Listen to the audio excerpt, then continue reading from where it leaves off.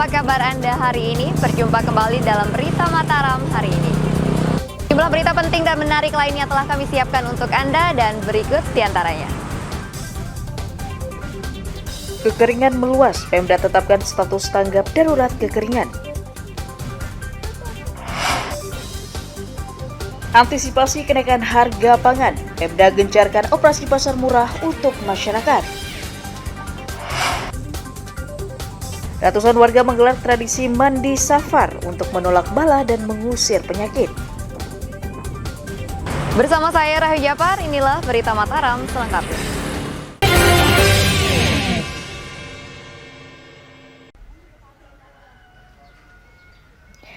Badan Penanggulangan Bencana Daerah menetapkan Kabupaten Lombok Tengah menjadi daerah dengan status darurat kekeringan hingga Desember mendatang. Keputusan itu diambil Pemda karena terus meluasnya dampak kemarau di puluhan desa di 6 kecamatan.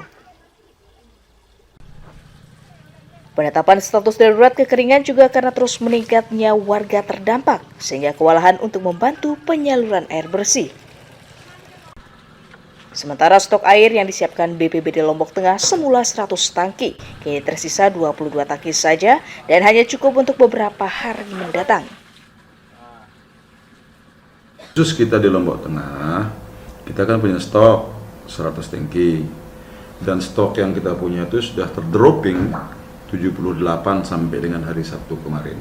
78 tangki. Berarti kita masih punya stok 22 tangki.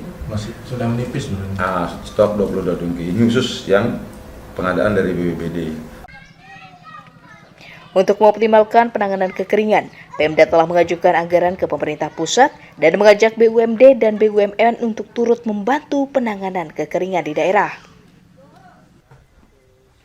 Lukmanul Hakim melaporkan dari Kabupaten Lombok Tengah.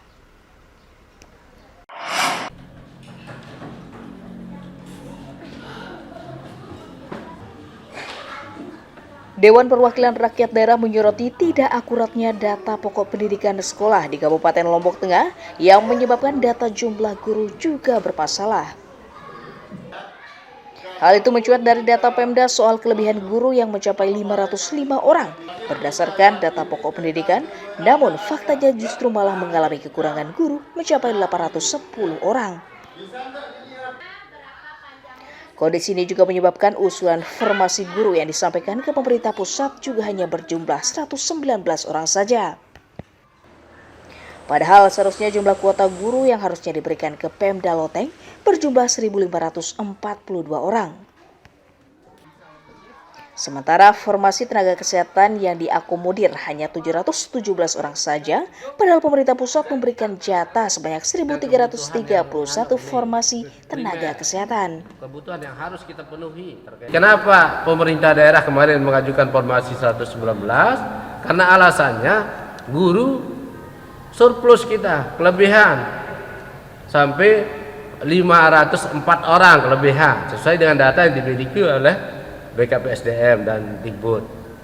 Tetapi ternyata ketika kita terima hearing kemarin, karena ini tidak mungkin sesuai dengan fakta yang ada di lapangan, kita berikan kesempatan untuk melakukan pendataan, validasi data, kondisi ASN, baik itu PNS maupun P3K. Dewan meminta Pemda segera memperbaiki data pokok pendidikan agar tidak ada lagi kekeliruan sehingga merugikan para guru dan pemerintah daerah sendiri. Lukmanul Hakim melaporkan dari Kabupaten Lombok Tengah.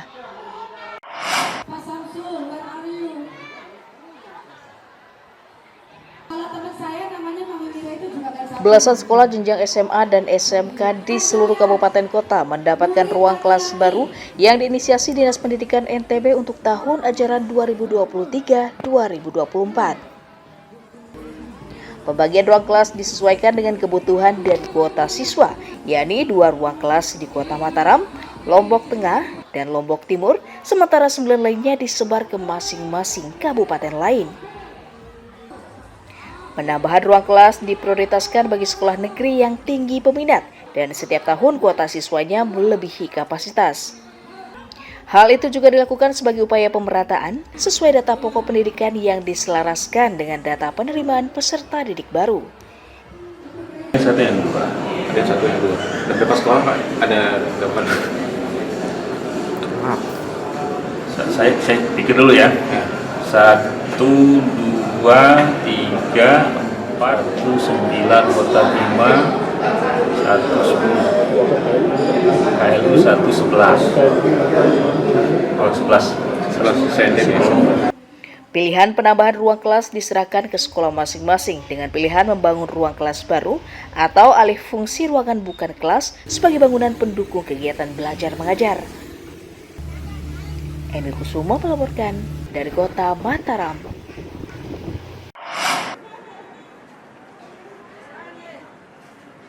Antisipasi kenaikan harga bahan pokok akibat kemarau terus dilakukan pemerintah kota Mataram dengan mengintensifkan pengawasan dan pemantauan di sejumlah pasar tradisional.